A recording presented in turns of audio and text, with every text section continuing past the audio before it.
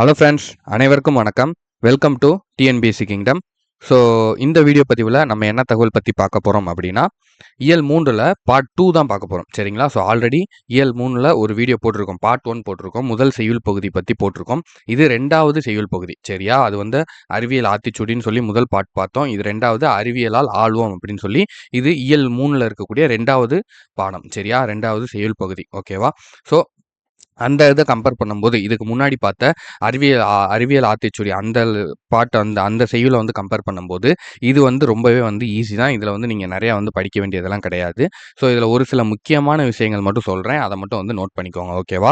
So first இந்த பாடலை பொறுத்த வரைக்கும் பாடல் வந்து நம்மளுக்கு அவ்வளோ இம்பார்ட்டன்ட் கிடையாது. ஓகேவா? ஸோ பாடலை வந்து ஃபுல்லாக ஒன் டைம் வந்து ரீட் பண்ணி மட்டும் வச்சுக்கோங்க. சும்மா வந்து ரீட் மட்டும் பண்ணிக்கோங்க. ஆழக்கடலின் அடியில் மூழ்கி ஆய்வுகள் செய்து பார்க்கின்றான், நீல வானின் மேலே பறந்து நிலவில் வாழ நினைக்கின்றான், செயற்கைக்கோளை விண்ணில் ஏவி செய்தி தொடர்பில் சிறக்கின்றான், இயற்கை வளமும் புயலும் மழையும் எங்கே என்று உரைக்கின்றான், எலும்பும் தசையும் இல்லாது இயங்கும் எந்திர மனிதனை படைக்கின்றான், இணைய வலையால் உலகம் முழுமையும் உள்ளங்கையில் கொடுக்கின்றான், உறுப்பை மாற்றும் மருத்துவம் கண்டு உடலும் உயிரும் காக்கின்றான், அணுவை பிளந்து ஆற்றலை எடுத்து அனைத்தும் செய்து பார்க்கின்றான், நாளை மனிதன் கோள்களில் எல்லாம் நகரம் அமைத்து வாழ்ந்திடுவான், வேலைதோறும் பயணம் செய்ய விண்வெளி பாதை அமைத்திடுவான் அப்படின்னு வந்து சொல்லியிருக்காங்க. சரியா?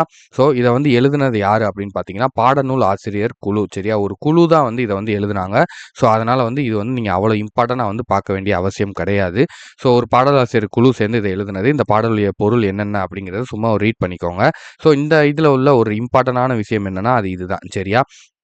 சாரி, ஒரு இம்பார்ட்டண்டான விஷயம் என்னன்னா அது இதுதான். இதை வந்து நல்லா பார்த்து வச்சுக்கோங்க. வானை அளப்போம், கடல் மீனை அளப்போம், சந்திர மண்டலத்தியல் கண்டு தெளிவோம், சந்தி தெருப்பெருக்கும் சாத்திரம் கற்போம் அப்படின்னா இதை யார் எழுதுனது அப்படின்னா பாரதியார்.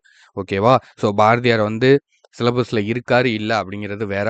ஸோ பாரதியார், பாரதிதாசன் இவங்களுடைய பாடல்கள் இவங்களுடைய குறிப்புகள் நீங்கள் எங்கே வந்தாலும் நீங்கள் கம்பல்சரி படிக்கணும். சரியா? ஸோ பாரதியார் பற்றிலாம் வந்து கேள்விகள் இல்லாமலே வந்து இருக்காது. அதுக்கு வாய்ப்பே கிடையாது. எந்த கொஷின் பேப்பர்லையுமே வந்து பாரதியார் பற்றின கேள்விகள் இல்லாமல் இருக்கவே இருக்காது. சரியா? ஸோ இதுதான் வந்து ஃபேக்ட்டு.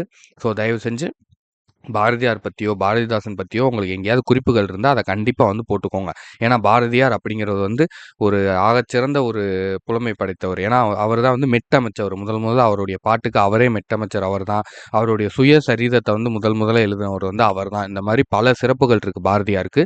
ஸோ அதனால் பாரதியார் பற்றின கேள்விகள் கண்டிப்பாக கொடுப்பாங்க. ஓகேவா? ஸோ இவ்வளோ தான். இந்த பாடல் வந்து இவ்வளோ தான். இதோட புக் பேக் சொல்கிறேன், நோட் பண்ணிக்கோங்க.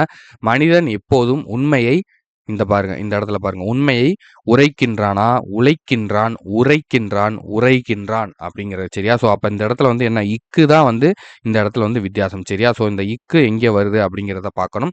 இந்த ரா என்ன வருதுங்கிறத பார்க்கணும்.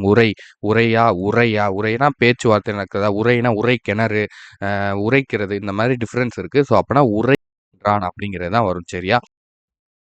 அதுக்கப்புறம் ஆழக்கடல் என்னும் சொல்லை பிரித்தெழுத கிடைப்பது. ஆழக்கடல் அப்படின்னா ஆழம் கூட்டல் கடல். சரியா? ஸோ ஆழம் கூட்டல் கடல் தான் வரும். ஒரு சில இடங்கள்ல ஆழக்கடல்னு கொடுத்துருக்காங்க. ஆனால் அது கிடையாது. ஆழம் கூட்டல் கடல். ஸோ இந்த இடத்துல 2 கேள்விகள். ஒன்று வந்து இந்த ஆழக்கடல் அப்படிங்கிறது, இன்னொன்று வந்து ஆழ்கடல் அப்படிங்கிறது வந்து கேட்பாங்க. சரியா? ஆழ்கடல்னு கேட்டாங்கன்னா இந்த ஆப்ஷன் பி வந்து வரணும். ஆழக்கடல் அப்படின்னு கேட்டனால இதுக்கு வந்து நம்மளுக்கு ஆப்ஷன் டி வந்து வரணும். ஓகேவா?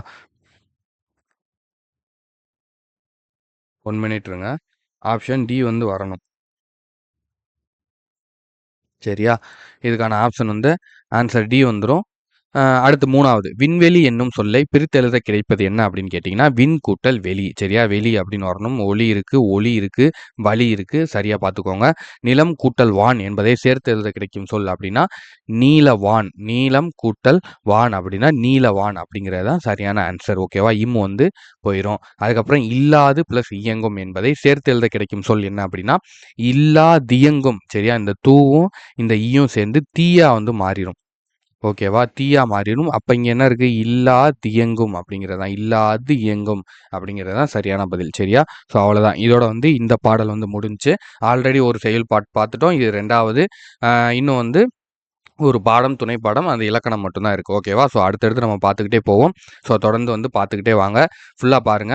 நம்மளோட ஸ்டூடண்ட்ஸ் வந்து வீடியோ உங்களுக்கு புரியுது அப்படின்னா ஒரு லைக் போடுங்க. சரியா? அப்பதான் வந்து எனக்கு வந்து தெரியும் உங்களுக்கு புரியுதா இல்லையாங்கிறது. போட்டுட்டு உங்களுக்கு வேற என்ன கருத்துக்கள் இருக்கு அப்படிங்கிறத கீழ கமெண்ட் பண்ணுங்க. அப்பதான் இன்னும் வேற எதுவும் விஷயங்கள் உங்களுக்கு குடுக்கணும், இன்னும் உங்களுக்கு எதுவும் தேவைப்படுது அப்படின்னா, அத நாங்க அனலைஸ் பண்ணி குடுப்போம். சரியா? சரி, ஓகே. Thank you. நான் வந்து நெக்ஸ்ட் வீடியோல வந்து உங்கள பார்க்குறேன்.